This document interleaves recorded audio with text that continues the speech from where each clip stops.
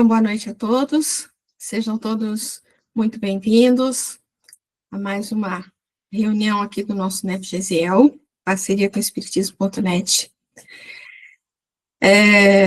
Hoje, 10/11/2025, prosseguimos com a passagem da figueira estéril. E, então, só para dar uma reavivada aí na memória, vamos dar uma lida aqui de novo. Na parte, a gente viu que aparece nos três evangelistas, né? Mas a gente está seguindo mais aqui a Marcos. Então, vamos dar só uma lida rapidinho aqui. No dia seguinte, ao saírem de Betânia, teve fome. E vendo de longe uma figueira com folhas, foi ver se encontraria algo nela. Dirigindo-se a ela, nada encontrou, senão folhas, pois não era tempo de figos. Em resposta, disse a ela: nunca mais ninguém coma fruto de ti. E os seus discípulos ouviram isso. Então, a gente chegou a comentar que essa passagem acontece um pouco antes da festa da Páscoa, acontece um pouquinho depois daquela passagem da entrada triunfal de Jesus em Jerusalém, né? Então, Jesus vai para Jerusalém, que é aquela passagem lá da entrada triunfal dele, vai para Jerusalém, vai para o templo, vem para Jerusalém por conta das festividades da Páscoa, né? Aí ele volta, no final do dia, ele volta para Betânia, que Betânia é pertinho de Jerusalém, caminhada tipo meia hora, né? Coisa de 3 quilômetros. E volta para Betânia, fica hospedado na casa de Marta, Maria, as irmãs de Lázaro, que eram seus amigos, que ele normalmente se hospedava lá quando passava por essa região, né? E aí, no dia seguinte, então, ele volta para Jerusalém. Então, no dia seguinte, saindo de Betânia, em direção a Jerusalém, ele teve fome. Então, a gente comentou bastante dessa questão do teve fome, porque se ele saiu da casa de Marta e Maria, como a gente falou, Marta, aquela toda preocupada com a casa, de organizar a casa, as comidas, tal, né, que tem a passagem de Marta e Maria, não é isso? Então, a gente não pode imaginar que Jesus tenha saído da casa de Marta sem que Marta tivesse oferecido alguma refeição para Jesus, né, algum lanchinho que fosse, não é isso?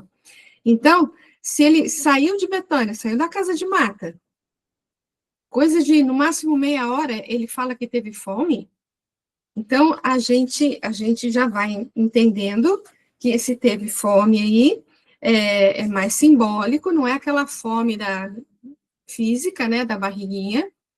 Aí a gente viu aquela passagem, para entender essa fome, a gente buscou aquela passagem da mulher samaritana, né, no poço, onde os discípulos vão para a cidade para comprar algum alimento, quando voltam, oferecem para ele, e ele fala que ele que ele tinha um alimento que eles não conheciam. E o alimento que ele fala o meu alimento é fazer a vontade daquele que me enviou, a vontade de Deus, né?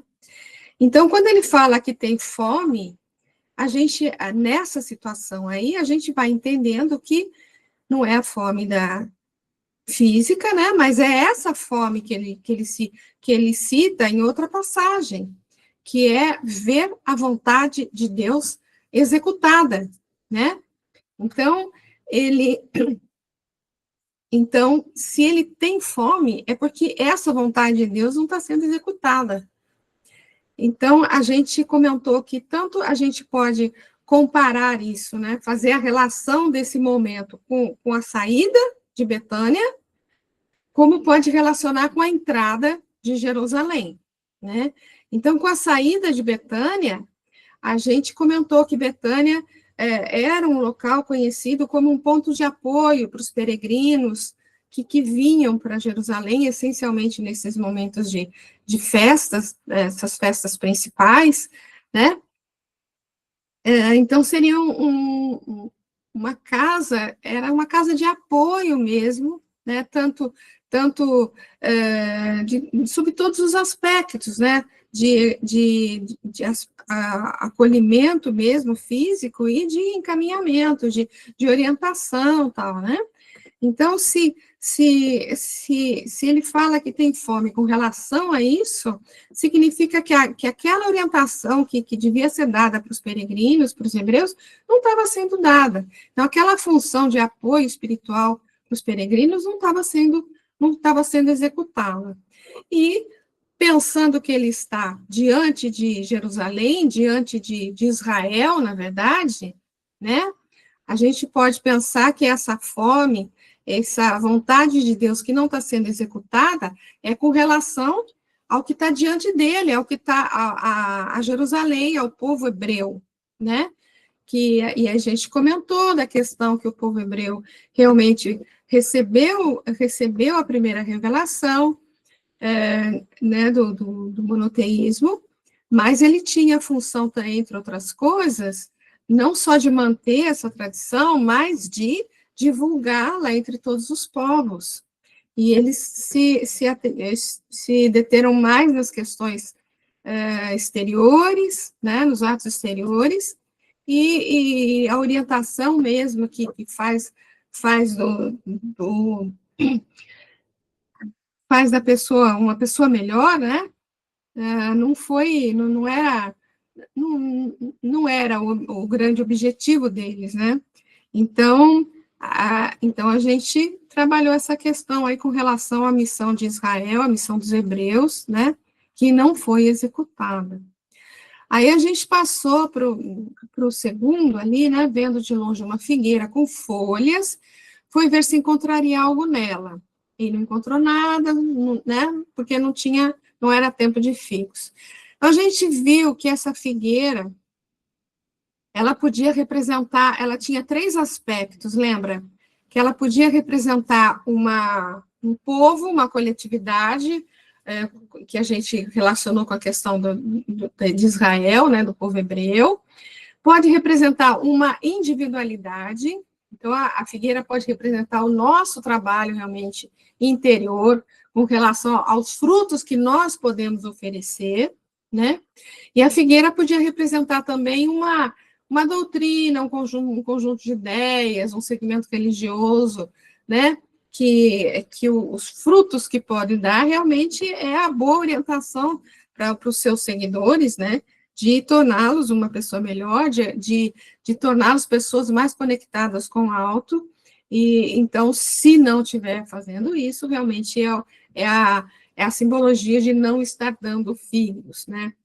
Essa questão de vendo ao longe, né? Vendo ao longe uma figueira, a gente também comentou a questão que vendo ao longe pode representar o quanto a gente não tem profundidade de conhecimento sobre, por exemplo, as pessoas que se aproximam de nós, né?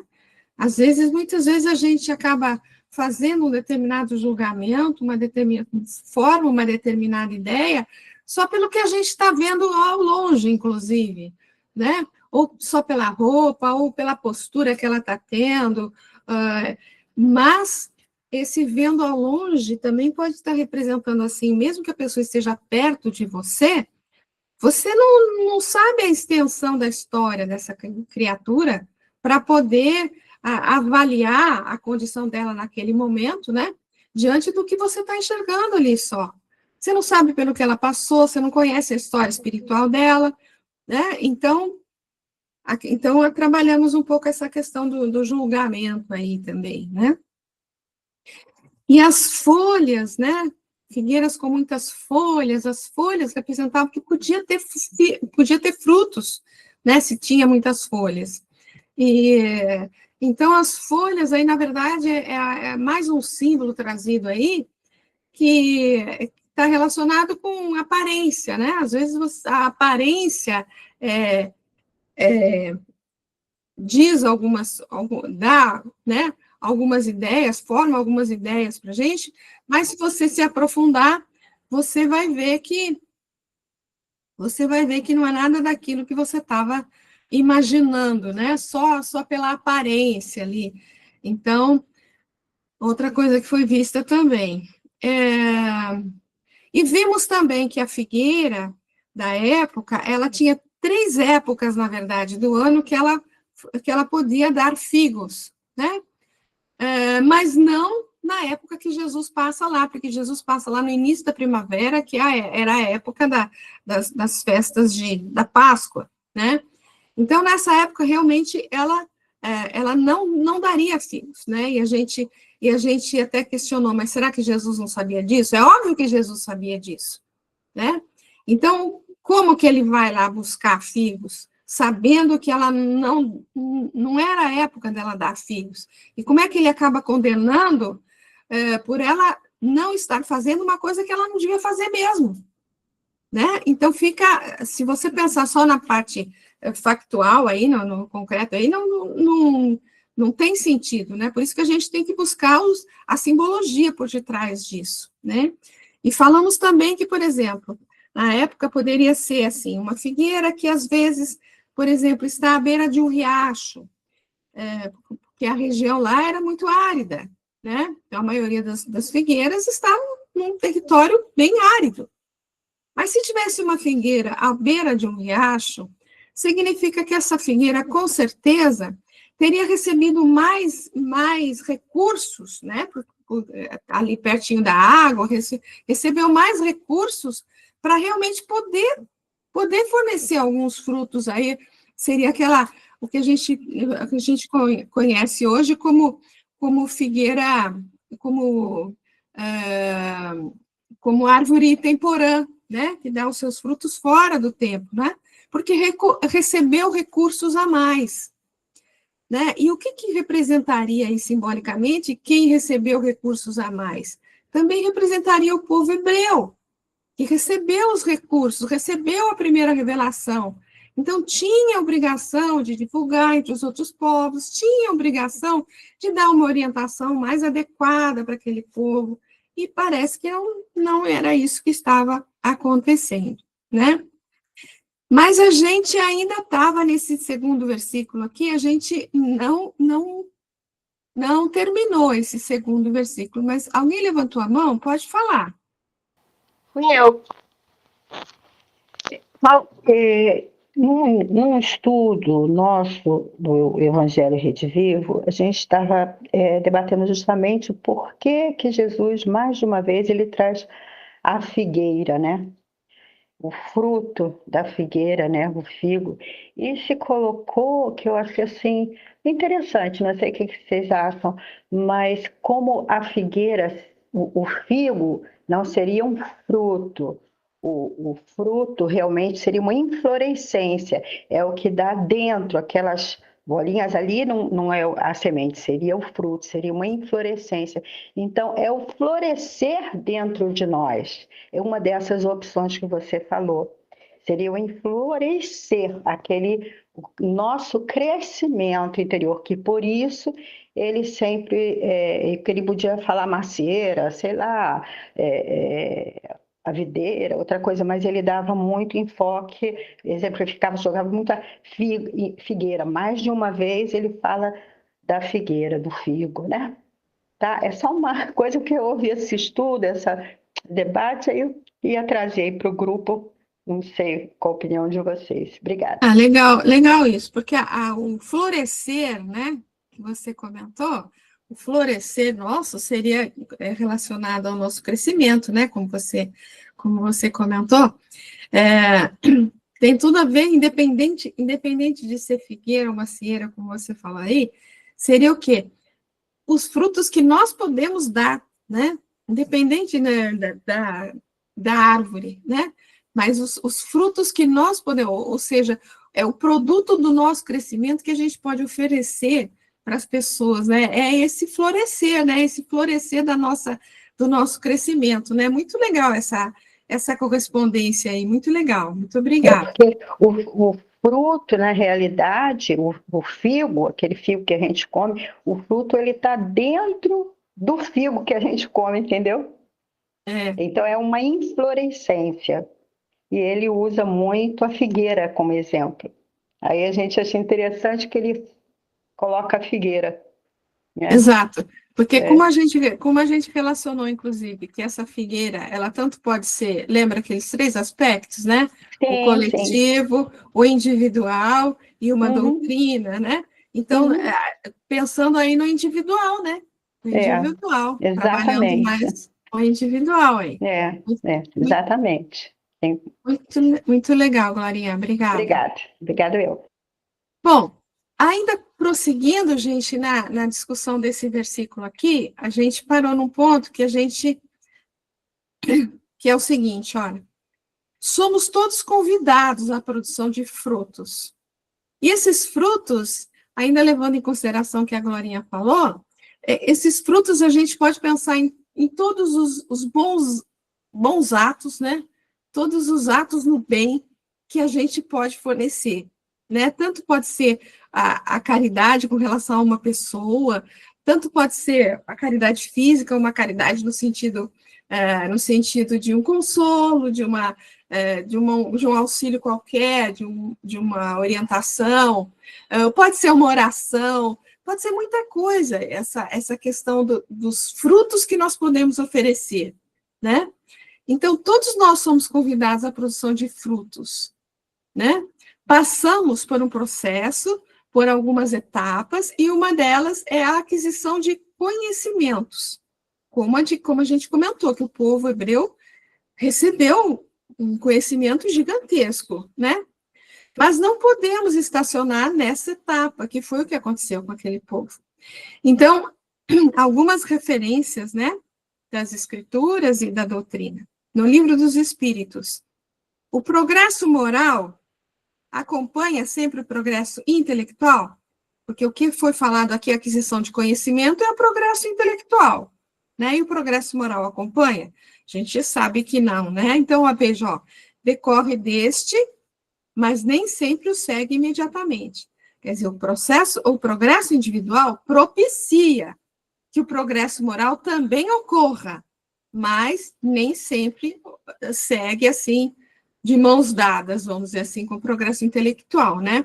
E na sequência, né, dessa questão aí, olha, como pode, então, o progresso intelectual engendrar, ou seja, auxiliar o progresso moral, né? Fazendo compreensíveis o bem e o mal. O homem, desde então, pode escolher. O desenvolvimento do livre-arbítrio acompanha o da inteligência e aumenta a responsabilidade dos atos. Quer dizer, eu tendo mais conhecimentos, eu consigo discernir realmente melhor o que é o bem e o que é o mal. Então, se eu consigo discernir o que é um e o que é outro, né, o meu progresso moral vai atuar no sentido de eu escolher não o mal, mas o bem, né?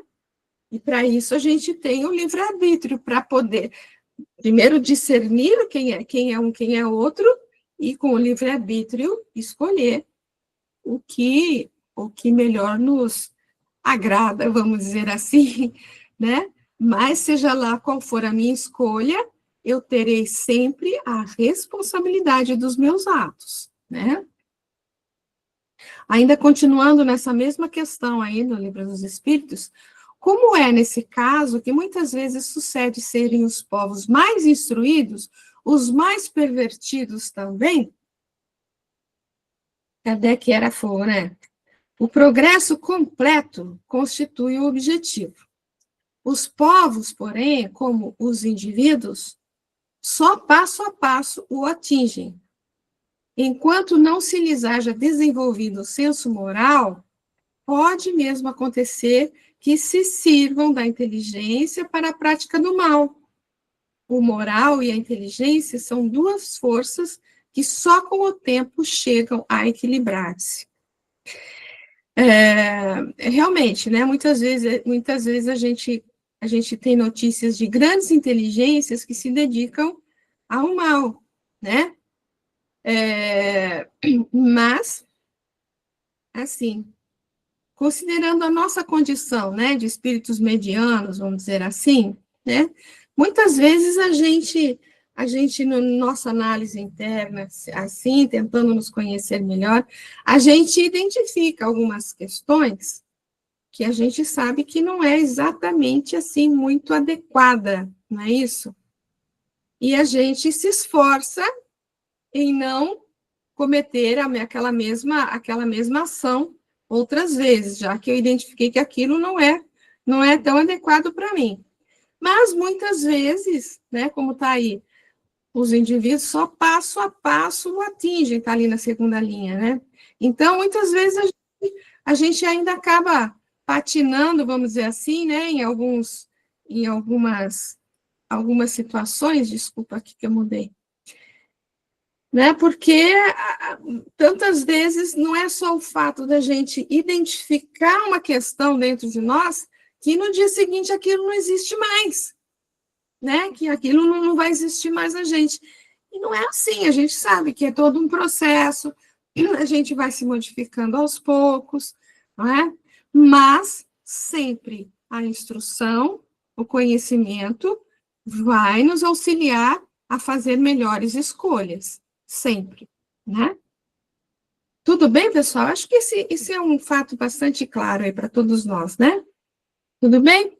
Prosseguimos? Vamos lá. Então, ainda no mesmo versículo, né? E vendo de longe uma figueira com folhas, foi ver se encontraria algo nela. Dirigindo-se a ela, nada encontrou senão folhas, porque não era tempo de figos. Então, vamos nos ater um pouquinho mais nessa questão aí do não era tempo de frutos, né? Não era tempo de frutos.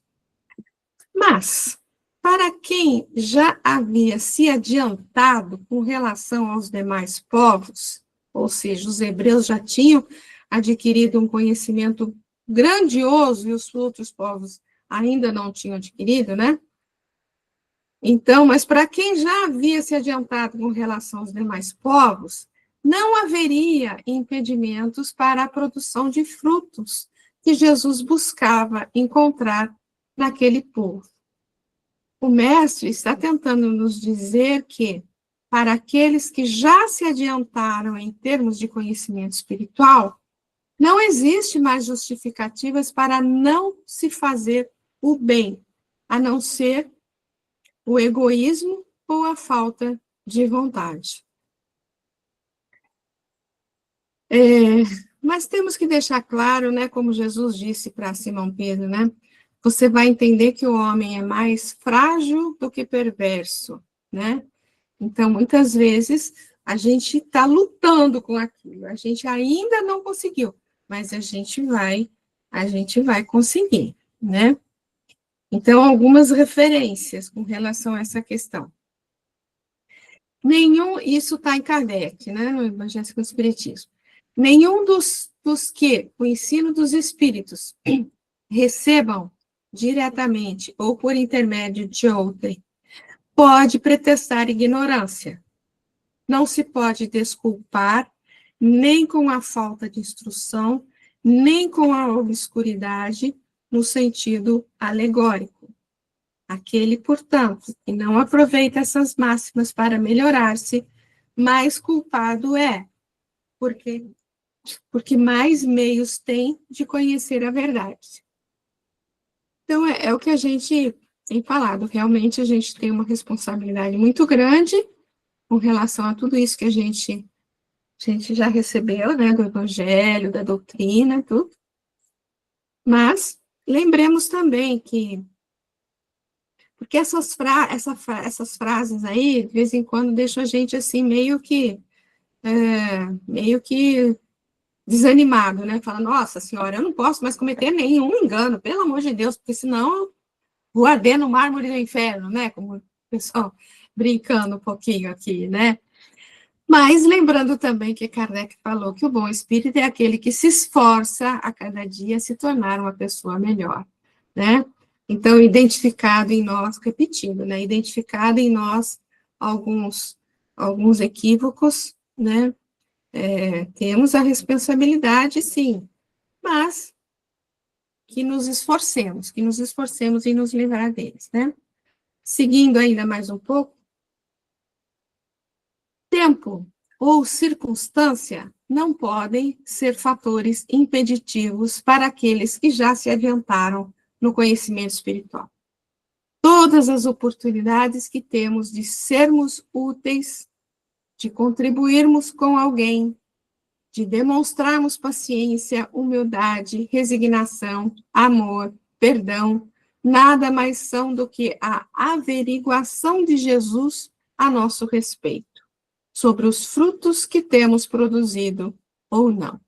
É como se Jesus olhasse para nós como uma figueira com folhas, né? Essa averiguação de Jesus é isso, ele olha para a gente como uma figueira com folhas para saber se nós estamos dando os frutos. Os frutos são o quê? A paciência, a humildade, a resignação, o amor, perdão, né? Ainda no mesmo ritmo, né? Referências. Também vos digo que na medida em que fizeste a um desses meus irmãos mais pequeninos, a mim o fizeste. Então, todas as vezes que você auxiliou alguém, seja lá como foi o momento que Jesus encontrou um figo na sua figueira, né? Embaixo, uma fala de Kardec.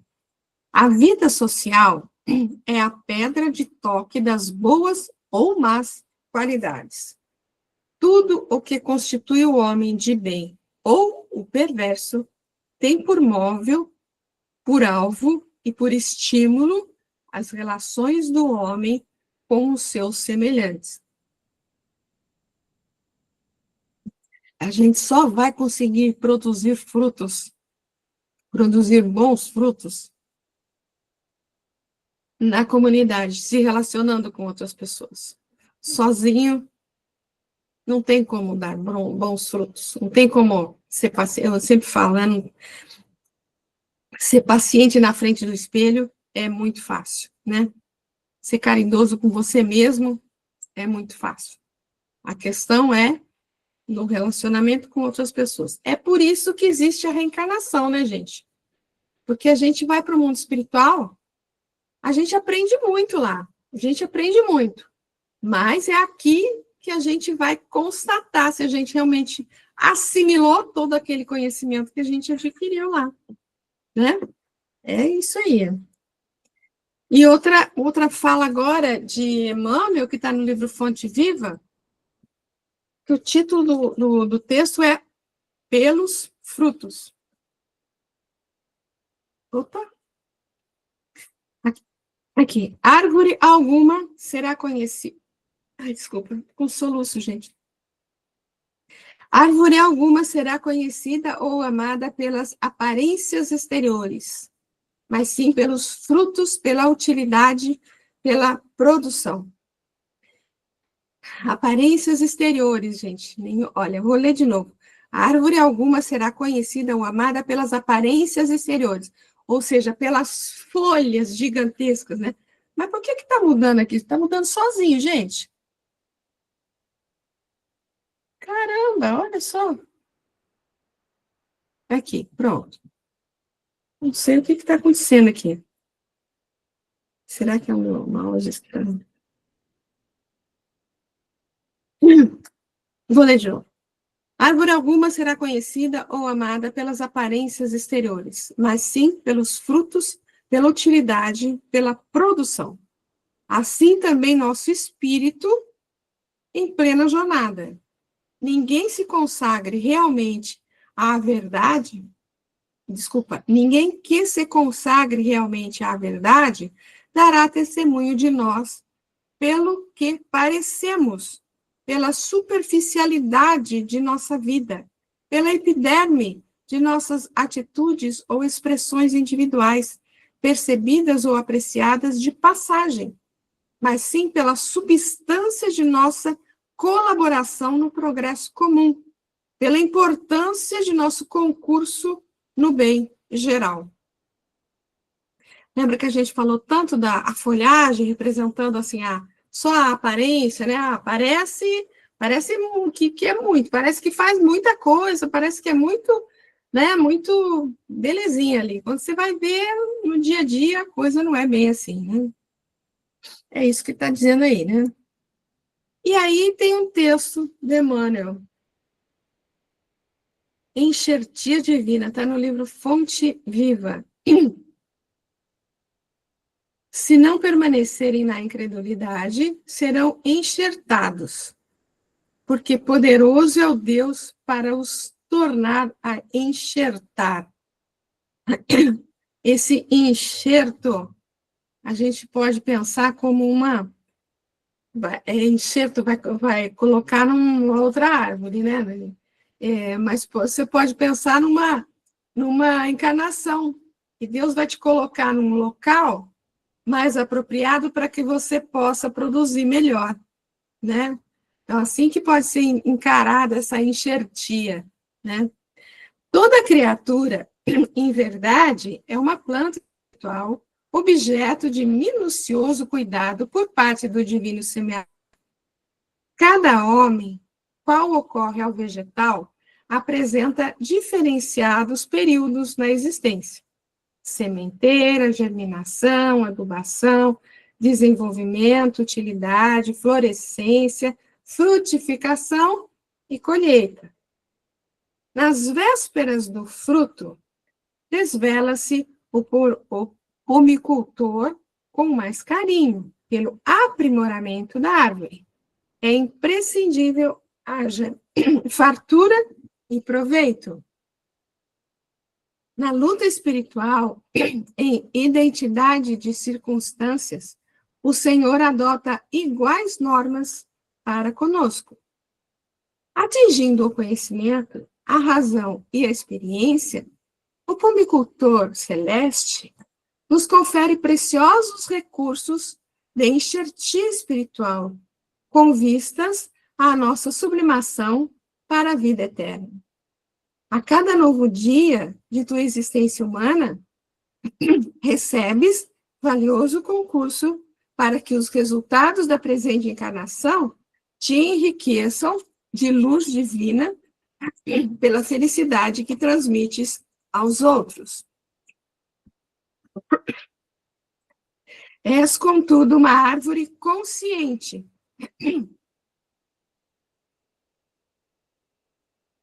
com independência para aceitar ou não os elementos renovadores, com liberdade para registrar a bênção ou desprezá-la. Repara atentamente quantas vezes te convoca o sublime semeador ao engrandecimento de ti mesmo. A enxertia do alto procura-nos através de 1000 modos. Hoje é na palestra edificante de um companheiro. Amanhã será um livro amigo. Depois virá por intermédio de uma dádiva aparentemente insignificante da senda. Se guardas, pois, o propósito de elevação, aproveita a contribuição do céu, iluminando e santificando o templo íntimo. Mas se a incredulidade, por enquanto, te isola a mente, enovelando-te as forças no carretel do egoísmo, o enxerto de sublimação te buscará debalde, porque ainda não produzes nos recessos do espírito a seiva que favorece a vida abundante. Então, essa enxertia ela pode ser encarada de algumas maneiras diferentes, né? A enxertia pode representar você, a árvore vai receber uma enxertia, né? O que é essa enxertia? É como ele fala ali do 9, né? Pode ser uma palestra que você ouve, pode ser um livro que você pega, pode ser um momento de reflexão que você participa, né? Pode ser um amigo que chega para você e faz um comentário, né? Pode ser muita coisa. Então, são recursos que, na verdade, a gente está recebendo. Às vezes, a gente aceita o recurso, a enxertia, e às vezes a gente não aceita. a gente não percebe, né? E a enxertia, eu entendo também que pode representar, como a gente comentou no começo, pode ser o fato de você ser colocado em algum lugar, né? Então, pode até representar realmente uma encarnação, uma reencarnação, né? Que você é colocado numa determinada família, por exemplo, ou numa determinada comunidade, para que você possa, recebendo aquelas bênçãos, né? Produzir mais do que você estava produzindo antes, né? Alguém levantou a mão. Quem foi? Eu acho que fui eu, né? Você acabou de falar o que eu ia falar, você acabou de falar. O, É que a gente, muitas das vezes, a grande maioria das vezes, pelo menos eu estou falando de mim, tá? A gente não percebe a ajuda. A ajuda sempre vem. Aquele negócio que Deus fala ao homem através do outro homem, né? E é verdade, é a pura verdade. Se a gente for olhar, fala, poxa, como eu não percebi, né? Mas a ajuda sempre vem, né? É só isso. Você foi falando, eu fui lembrando. Obrigada. Exatamente, minha flor, exatamente, né? Eu sempre falo, né, que a gente deve receber tanta coisa que a gente não se dá conta que a gente recebeu, que a gente não se dá conta, né? Então, que a gente possa, como ele fala, né, ter olhos de ver, ouvidos de ouvir e coração de sentir, né? Coração de sentir. Mas vamos lá, mais algum comentário, gente? Vamos lá. Aí, então, ele não encontrou frutos, então ele fala: nunca mais ninguém coma fruto de ti. E os seus discípulos ouviram isso. Aí a gente precisa entender, bem como a gente falou no começo, né? Porque a gente não pode entender que ele está condenando porque ela não está fazendo aquilo que ela não tinha que fazer naquele momento, né? Porque está escrito que não era tempo de frutos, né? Mas ou não era tempo de frutos também, a gente pode entender o seguinte, pensando em nós mesmos, né? Cada um de nós é aquela coisa, cada um tem o seu momento de despertamento, né? Então, se eu não cheguei no meu momento de despertamento ainda, é porque eu ainda não estou no meu tempo de dar frutos, né? Mas não era o caso daquele povo, porque aquele povo já tinha recebido aquela orientação há séculos, né? Há séculos. Então, segundo a averiguação, vamos dizer assim, de Jesus, eles já deveriam estar fornecendo bons frutos, né?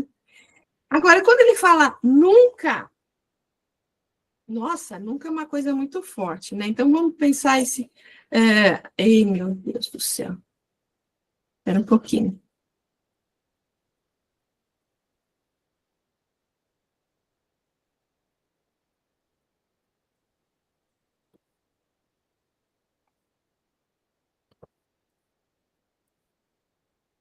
Ué, mas o que que aconteceu? Sumiu um slide daqui, gente,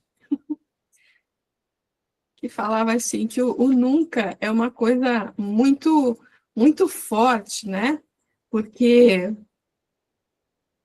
porque você pode pensar que, vamos dizer assim, aquela árvore, é, até você representando uma árvore, você teve uma encarnação que você realmente não produziu nada de muito bom, né? Então, esse nunca, não pode ser, esse nunca não existe para nós, né?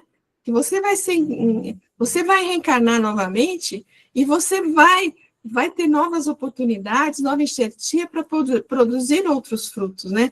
Então é um nunca temporário, é um nunca enquanto dure, vamos dizer assim, né? Porque no, aquela árvore talvez não desse mais frutos porque ela secou, mas ela vai ser renovada, né? Tem lá a semente dela e outra árvore será colocada ali no local dela que dará outros frutos, né? Mas vamos assim. Agora, quando Jesus fala, o que está aí nesse slide, né? Quando Jesus, voltando aqui, quando Jesus fala, nunca mais coma frutos de ti, a gente comentou no início, na semana passada, lembra que a gente viu a passagem de Marcos, a passagem de Mateus, que um fala que a figueira secou imediatamente, e outro fala que a figueira secou no dia seguinte, lembra?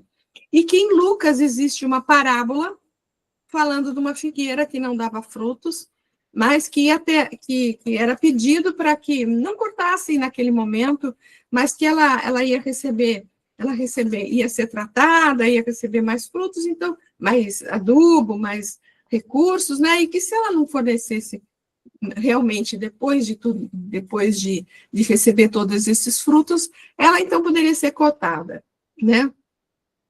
Então a gente falou que talvez, como a gente não pode encarar essa questão de Jesus ter secado a figueira de uma maneira assim factual, né, concreta, ao pé da letra, né, a gente pode entender que ele, identificando que aquela figueira era uma figueira assim adoentada e que realmente a tendência era que ela secasse, né? Jesus olhando para a figueira, obviamente ele sabia disso, né? Então, o que ele faz? Ele aproveita, entre aspas, essa situação para passar essa mensagem.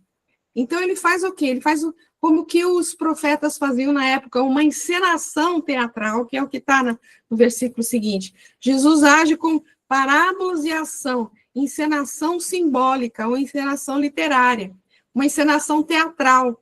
E aí tem alguns exemplos que foram utilizados, que foi utilizado esse tipo de profecia, vamos dizer assim, entre os profetas antigos, que tantas vezes eles queriam passar uma mensagem e que se eles falassem simplesmente, não seria tão aceito ou não seria compreendido. Mas eles fazem uma encenação para mostrar para as pessoas e depois eles explicam o que é aquilo, e aí aquilo fica mais marcado nas pessoas do que se ele simplesmente falasse, né?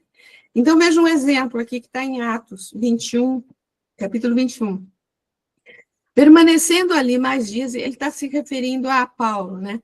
Permanecendo ali mais dias, desceu da Judéia um profeta de nome Ágabo. Vindo até nós, tomou o cinto de Paulo, amarrou seus próprios pés e mãos a ele e disse: o Espírito Santo diz: assim os judeus amarrarão em Jerusalém o varão de quem é esse cinto e o entregarão nas mãos dos gentios. Então, ele está dizendo que se Paulo fosse para Jerusalém, ele ia ser massacrado, né? Ele ia sofrer ali perseguição, ia sofrer prisão, tal, né? E realmente Paulo entende, né? Tá lá no Paulo Estevão que ele entende e ele sabia realmente que se ele fosse para Jerusalém, isso ia acontecer com ele, né? Tem outro exemplo. Assim disse Yahvé a Jeremias: vai e compra uma bilha de oleiro. Toma contigo anciãos do povo e anciãos dos sacerdotes. Tu quebrarás a bilha diante dos olhos dos homens que foram contigo e lhes dirás: assim disse Yahvé dos exércitos: eu quebrarei esse povo e esta cidade como se quebra o vaso do oleiro, que não pode ser mais consertado. Então, ele faz uma encenação para mostrar para o pessoal que eles não estavam agindo corretamente, né? Que Yahvé iria destruí-los, vamos dizer. Então, veja, olha, o mestre, ao se dirigir à figueira nesses termos e posteriormente secá-la através dos poderes magnéticos, desejava transmitir o ensinamento de que só antes de continuar lendo isso daqui, a gente comentou também semana passada que se a gente levar em consideração que Jesus se aproveitou da situação e fez ali uma encenação teatral para passar essa mensagem, Na verdade, ele não secou a figueira magneticamente. A figueira secou porque tinha que secar, né? Agora, há quem considere que Jesus realmente secou a figueira. Então, assim, se ele realmente secou ou se ele não secou, na verdade não importa, né? Importa a mensagem que está sendo passada.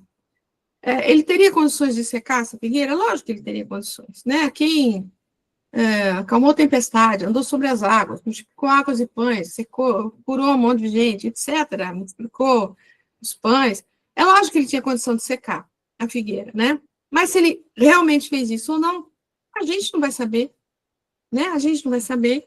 E se ele quisesse, realmente ele poderia ser isso, né? Mas, na verdade, a gente não vai exatamente saber disso. Ter, assim, a certeza que realmente aconteceu. Mas aqui, nesse texto, ele está considerando que sim, né?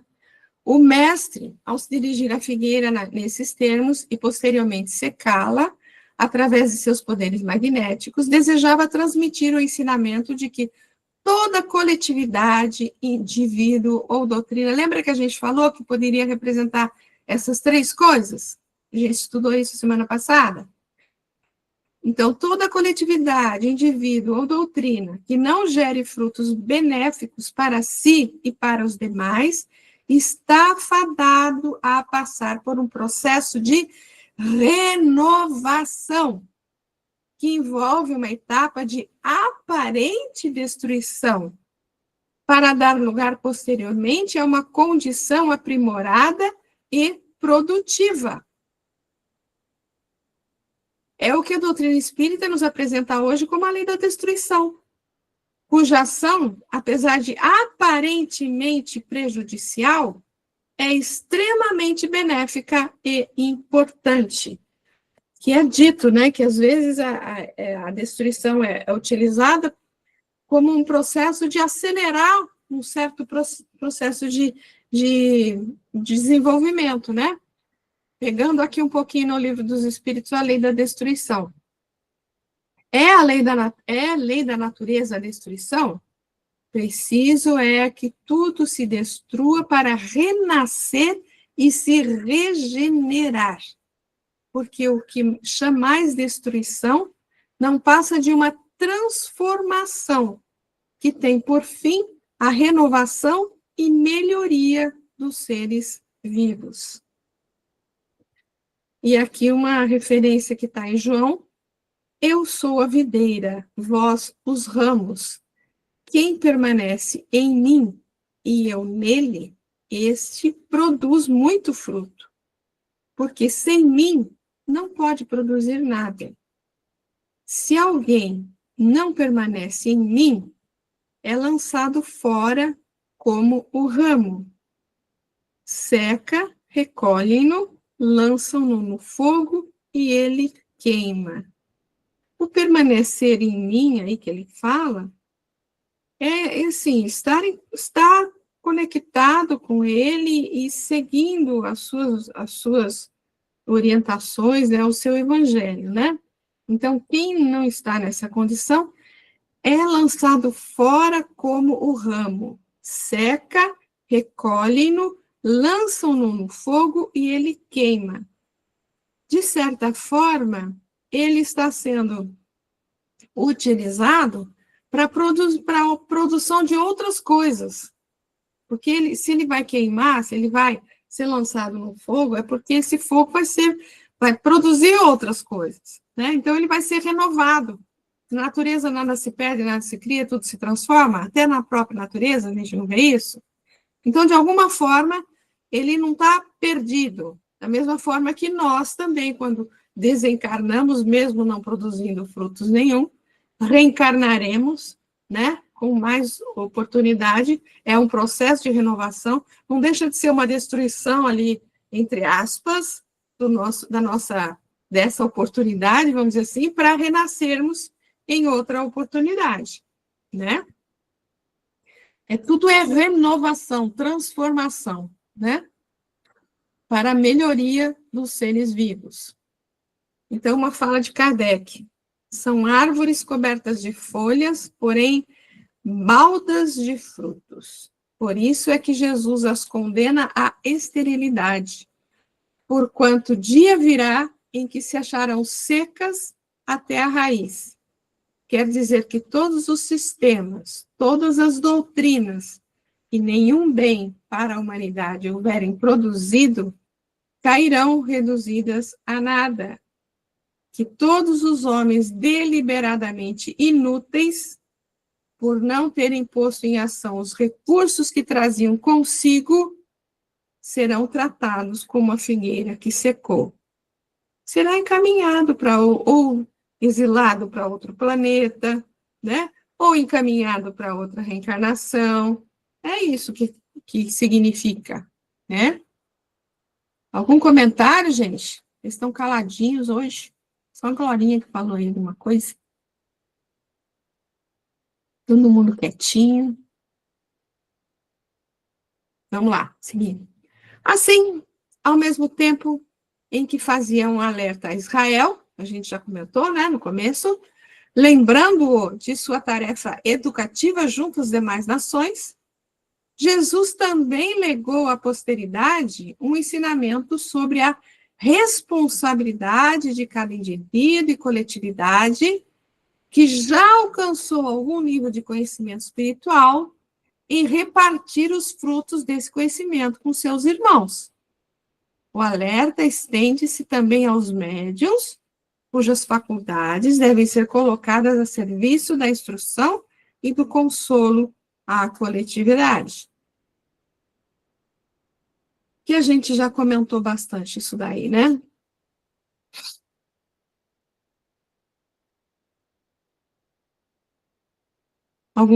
Mais algumas referências com relação a isso daí. Assim também a fé, se não tiver obras, está completamente morta.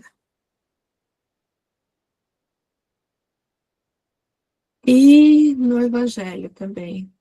Pregai pelo exemplo da vossa fé, para a incutirdes nos homens. Pregai pelo exemplo das vossas obras, para lhes demonstrardes o merecimento da fé. Pregai pela vossa esperança firme, para lhes dardes a ver a confiança que fortifica e põe a criatura em condições de enfrentar todas as vicissitudes da vida. Então, quando a gente falou lá atrás, né, da nossa responsabilidade diante de tudo que a gente já aprendeu, de tudo que a gente já recebeu, né? Um dos frutos, vamos dizer assim, que nós podemos oferecer é o que está aqui, né? O exemplo da nossa fé, para que a gente possa transmitir isso para as pessoas, né? Pregai pelo exemplo as vossas obras, né? Sempre o exemplo, né? A gente comentou bastante isso semana passada também sobre a questão do exemplo, né? Em uma fala de Kardec. Se, porém, eles desviam do objetivo providencial a preciosa faculdade que lhes foi concedida, se a empregam em coisas fúteis ou prejudiciais, se a põem a serviço dos interesses mundanos, se em vez de frutos sazonados dão maus frutos, e se recusam a utilizá-la em benefício dos outros, se nenhum proveito tiram dela para si mesmos, melhorando-se, são quais a figueira estéril. Deus lhes retirará um dom que se tornou inútil neles. A semente que não sabem fazer que frutifique, e consentirá que se tornem presas dos espíritos maus. Uma das coisas que acontece às vezes, que a gente, às vezes, tem notícia, inclusive, né, e que, às vezes, a questão de um médium, né, que acaba mal utilizando essa questão, às vezes até por bênção divina, esse dom é retirado, né, é retirado da criatura, né? Por misericórdia, né? Porque senão ele se complicaria mais ainda, né? Ele se complicaria mais ainda. Os homens são varas verdes da árvore gloriosa. Quando traem seus deveres, secam-se, porque se afastam da seiva. Rolam ao chão dos desenganos para que se purifiquem no fogo dos sofrimentos reparadores, a fim de serem novamente tomados por Jesus à conta de sua misericórdia para a renovação. O que ele está falando aqui? Ele está falando daqueles que se desviaram totalmente do caminho, né? E que aí rolam ao chão dos desenganos, né? E para que se purifiquem, o que vai acontecer? Quando ele fala aí no fogo dos sofrimentos reparadores, muitas vezes existem sofrimentos que nós passamos por questões que nós praticamos nessa encarnação mesmo, né? Por responsabilidade nossa aqui nessa, né? Coisas que nós fizemos aqui mesmo, né? Mas muitas vezes o que acontece? Acontece que após o desencarne vem o quê? Uma reencarnação dolorosa, né? Assim, resgates dolorosos, né? Que é o que ele fala ali, que se purifiquem no fogo dos sofrimentos reparadores. Porque as expiações são o quê? Sofrimentos reparadores, né? A fim de serem novamente tomados por Jesus, a conta da sua misericórdia. Por que ele coloca um resgate doloroso? Né? Na verdade, os resgates dolorosos, eles só são colocados para espíritos realmente mais endurecidos, né? Que só um sofrimento, às vezes, complicado para fazer esse espírito despertar. Porque muitas vezes os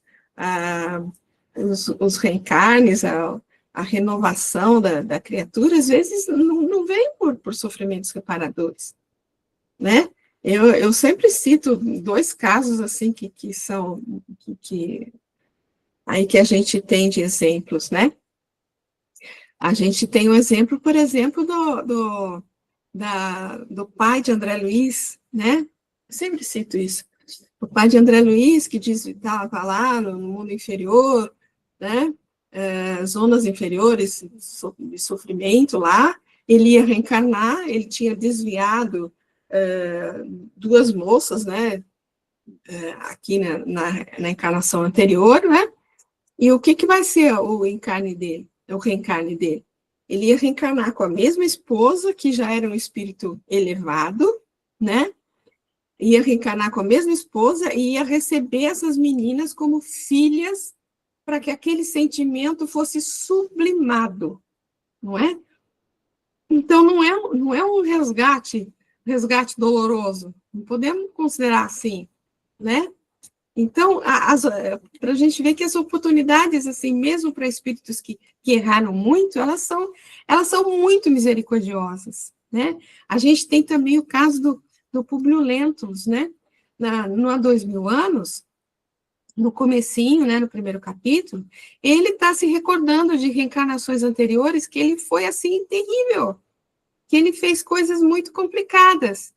E como que ele voltou? Ele voltou casado com a Lívia, um espírito extremamente elevado, numa família bem estruturada, com poder econômico, poder político, né, com a possibilidade de encontrar Jesus. Olha só, não é? Então, cadê o resgate doloroso?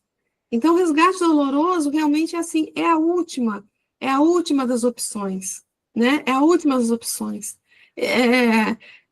Assim, a misericórdia divina é infinita, né?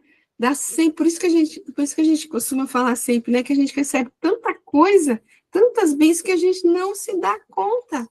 A gente não se dá conta. Porque se a gente viesse com resgates dolorosos por cada equívoco que a gente cometeu, a gente não ia resistir, né? A gente não ia resgatar nunca, eu acho. Então, é a misericórdia divina. Lei de amor, justiça e misericórdia. Isso é lindo demais, gente. Você pensar nessa condição é uma coisa, assim, fantástica. Fala de mim, ah. Na verdade, né, Val, eu acho que essa figueira seca, ela representa aqueles espíritos mais rebeldes, aqueles Isso. espíritos renitentes, né? Que na misericórdia divina são levados a reencarnações compulsórias às vezes, para que eles realmente possam recomeçar todo esse processo, né, de se abastecerem de novo da seiva divina, né? Encontram mães amorosas que cuidam para que eles possam ir aprendendo a amar-se, né? Eu acho que é exatamente isso. Agora me veio isso, que é essa figueira seca, na verdade, aquela lá, né? Significa as nossas rebeldias mais profundas. Que enquanto permanecermos nelas, nessa rebeldia, mais secos ainda ficaremos.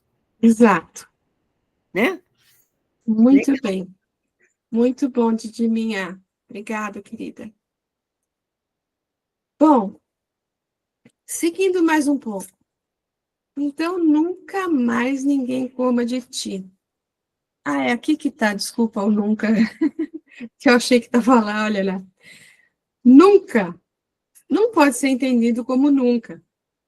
Pensando na figueira como uma pessoa ou uma coletividade, será após um verdadeiro processo de transformação dessa criatura ou dessa coletividade. Então, a árvore antiga dá lugar à árvore nova, da mesma forma que o homem velho dá lugar ao homem novo, né?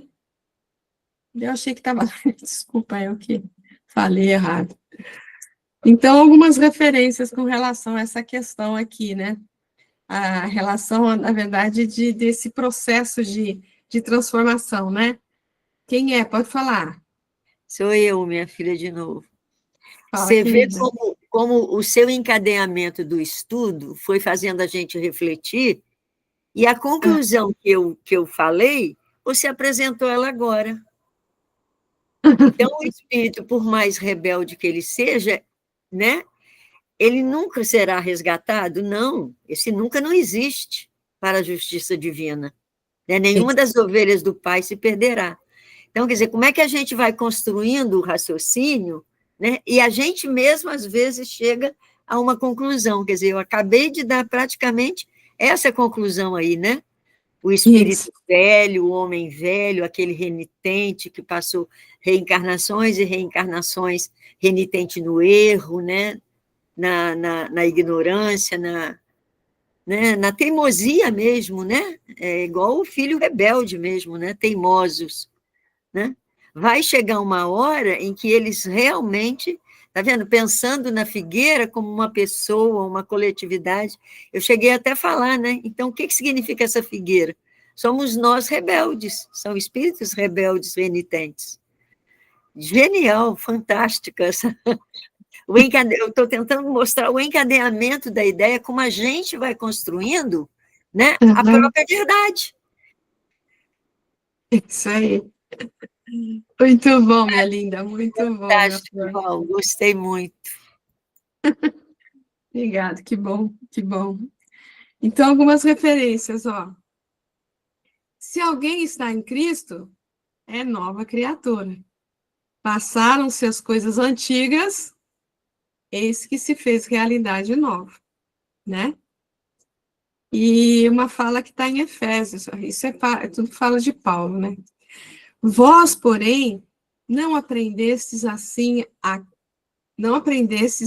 Cristo, se realmente o ouvistes, e como é a verdade em Jesus, nele fostes ensinados a remover o vosso modo de vida anterior, o homem velho, que se corrompe ao sabor das concupiscências enganosas, e a renovar-vos pela transformação espiritual da vossa mente e revestir-vos do homem novo, criado segundo Deus, na justiça e santidade da verdade.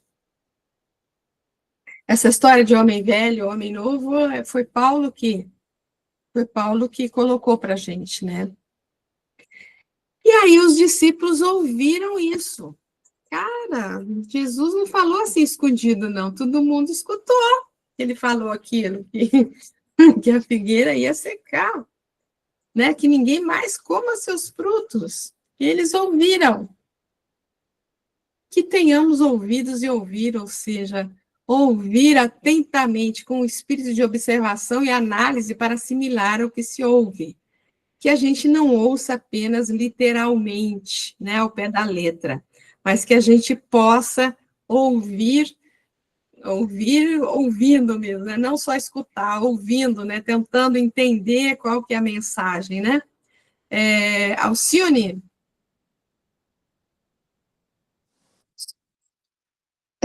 Essa mensagem, essa parábola, né? Que a gente precisa de ter calma para entender, para interpretar. Como é que naquela época as pessoas entendiam, hein? Não é?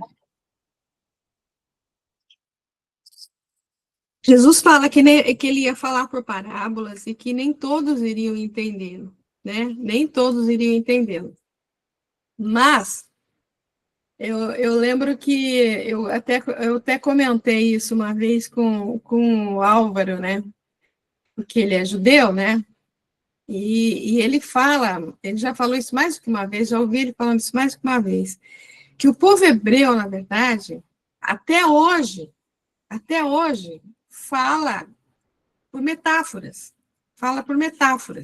Então, é um costume, é uma maneira do povo se relacionar, se entender. E que não é uma maneira que o povo aqui do Ocidente está acostumado, né?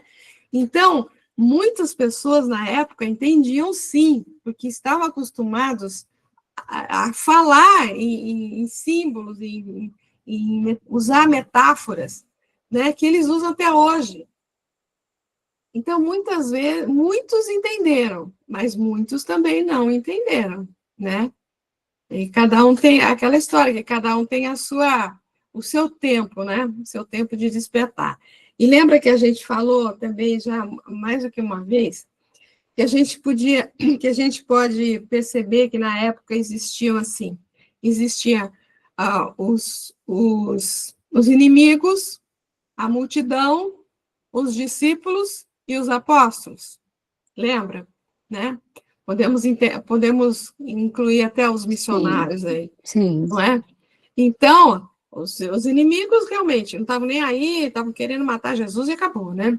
A multidão, muitas eram esses que ouviam, mas só escutavam, mas não assimilavam nada, né? E os discípulos eram aqueles que realmente já conseguiam entender, né, as mensagens de forma mais simbólica, de forma mais, né, usando ali, fazendo uso realmente das metáforas, né, para montar o raciocínio, né, e começavam a realmente a entender que aquilo tudo que ele estava falando fazia muito sentido e que eles queriam aprender mais, né? E os apóstolos, aquele que já estavam num patamar um pouco mais elevado, que realmente entendiam muito bem e que passaram, depois de algum tempo, a viver em função daquilo, a divulgar aquilo, né? Que são os apóstolos que a gente tem notícia, né?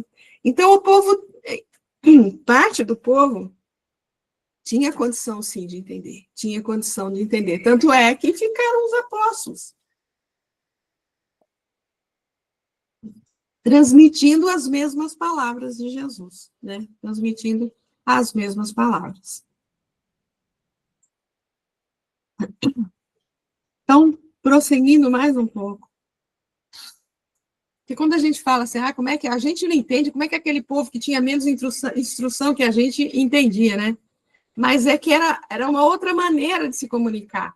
Era outra maneira de se comunicar, né? Então, não é que eles tinham menos conhecimento que a gente, né? Porque era um povo mais simples, não tinha toda a ciência que nós temos hoje, né?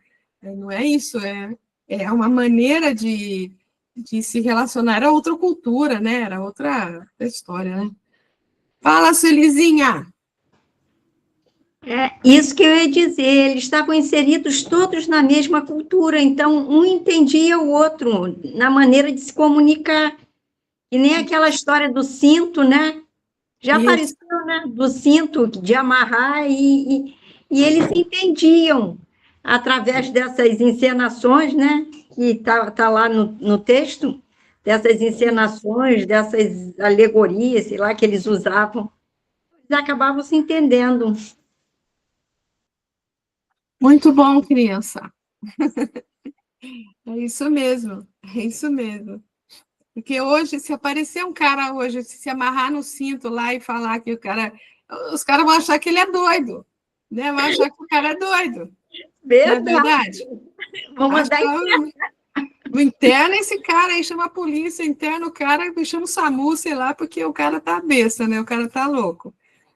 Mas não era o que acontecia na época, né? Não era o que acontecia na época.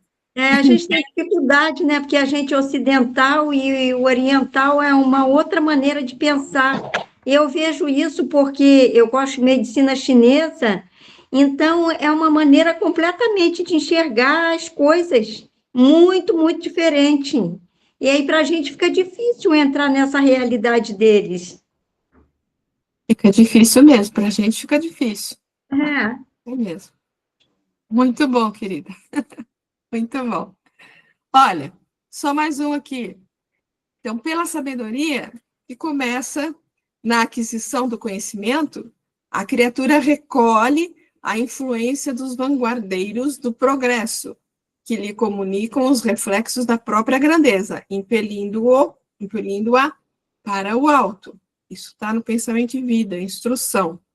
Quem tem ouvidos para ouvir, que ouça. Quer dizer, o que Emmanuel está falando aqui? A gente tem, que a gente já comentou, né? A gente adquire o conhecimento, né? Por todos que propiciam isso para a gente hoje, né? Desde o Antigo Testamento, o Evangelho, a doutrina, todos os estudiosos aí do Evangelho, da filosofia, da psicologia, tudo, a gente recebe tudo isso e a gente vai trabalhando isso dentro de nós para que a gente possa progredir, né? Para que a gente possa adquirir mais ouvidos de ouvir realmente, né? Olhos de ver e coração de sentir, né? Mas eu acho que nós vamos parar por aqui, sabia? Já são 7h24, para a gente pegar um texto aqui do Emmanuel, acho que vai demorar mais, e aí fica esse texto e umas outras coisinhas para a próxima semana. Tudo bem? Tudo em paz?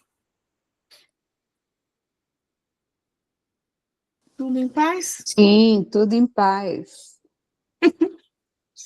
Então, tá bom, crianças. Vamos evitar mais escorregadelas. Se escorregou, levanta. Escorregou, levanta e vai em frente. Vai em frente. Tirar a casca da banana. Teimosia não, né, Alcione? Né? Teimosia, mas não, pelo amor de Deus. Vamos aprender a ouvir, a pensar, né? Ficar teimando nas nossas velhas ideias como se donos da verdade fôssemos, né? Vale isso mais para a gente, não. Vale mais, não. É isso aí, porque aquela história que a gente já até viu aqui, não sei que momento aí, que fala, né, que depois que você comete um engano, o primeiro passo é o arrependimento, né? O primeiro passo é o arrependimento, mas você não pode parar no arrependimento, né? Tem outros passos. Mas também não adianta você se arrepender hoje e amanhã arrepender de novo da mesma coisa, e depois de novo a mesma coisa, quer dizer, aí já é rebeldia, né? Aí já é, então, que a gente possa se arrepender, mas tocar o barco em frente, não ficar patinando. A Sueli Aí parece que quer Deus, falar nosso uma Pai, vai virar para a gente e falar assim, ó, nunca mais ninguém coma fruto de ti, até coisa.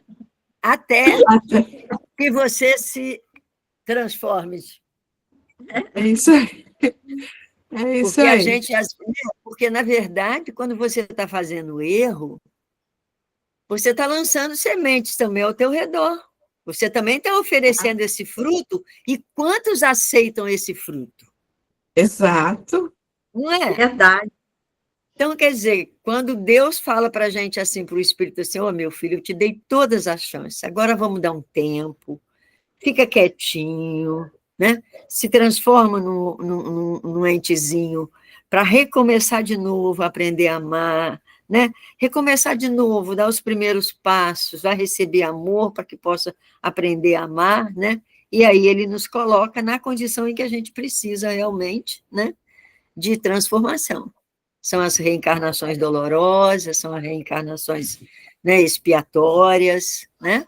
Que vai fazer com que a gente realmente crie uma nova terra no nosso coração, para que a gente possa aí, de novo, começar a receber, né, a enxertia de vida, Enxertia de vida. e aí a gente vai começar a dar fruto de novo. Se Deus É, quiser, e Ele quer. E Ele quer. é lindo demais isso, muito lindo, Val. Você já falou que isso é lindo durante a sua fala aí. É E lindo era demais exatamente mesmo. essa situação, é. E eu É gosto uma... da beça Fantástico. de figo. Todo mundo, né? Todo mundo gosta de figo, né? É o amor divino, né? É o amor Nossa divino que Senhora, é eu infinito. gosto de É filme. infinito. E quanto mais a gente vai conhecendo essas coisas, mais a gente fica encantado, né? Com tudo que a gente, É, não é? Porque, cara, um tempo atrás a gente não sabia disso, mas olha que lindo que é a gente estar sabendo disso, ter essa esperança no coração, né? E só não pode ficar se arrependendo toda hora, todo dia, a mesma coisa. Pode ficar patinando. Já tem conhecimento. serve aquela página do Emmanuel, Murmurações, né? Que chega uma hora ele fala, está com a doença das murmurações, né? Ele termina o texto assim, né? Quer dizer, se a gente persistir, é porque a gente está com aquela doença. Então, a gente tem que realmente parar e recomeçar para, né, julgar de alguma forma essa experiência, né, equivocada fora e começar de novo. E aí Deus, como Pai de infinita bondade, vai nos oferecer todos os recursos para a gente começar de novo, como uma criança renascendo, aprendendo a dar os primeiros passos. É uma boa simbologia que para o espírito, né, o nascimento do corpo como simbologia para a evolução do espírito. Muito bom. Exatamente. Muitas vezes a gente consegue essa renovação Gente, vamos bater até... palma, muita palma para a Val hoje, porque hoje Imagina, foi muito que isso, bom. que isso, que Deixa eu falar isso. uma coisa com Muita... vocês, filhinhos. A gente faz parte de um grupo lá na Legionários que chama, sabe aquele grupo de tarefeiros, vamos dizer assim, recursos gerais ou atividades gerais? A gente, de vez em quando, lá na Legionários, é meio assim. Então, aparece, de vez em quando, umas atividades lá, arrumar um negócio, ajeitar aqui ou mudar algum negócio de lugar, e aí é a gente que se presta a fazer esse serviço. Por isso que eu me atrasei hoje, tá, minha pequena? Imagina que isso. Tudo bem. A Alcione quer falar alguma coisa, querida?